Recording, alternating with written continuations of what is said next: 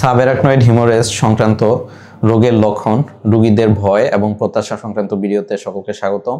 Subarachnoid হিমোরেজটা হলো আমাদের রক্তনালীতে অনেক সময় ফোস্কার মতো বেলুনের মতো একটা অংশ থাকে। এটা একটা অস্বাভাবিক গ্রোথ, অনেক সময় এটা ফেটে গিয়ে ব্রেনে রক্তক্ষরণ হয়। এটা হিমোরেজিক স্ট্রোক থেকে একটু ভিন্ন ধরনের।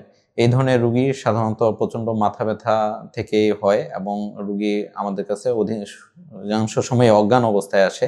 অনেক সময় খিঁচুনি হয়, অনেক সময় দেখা যায় যে এক সাইড প্যারালাইসিস থাকে।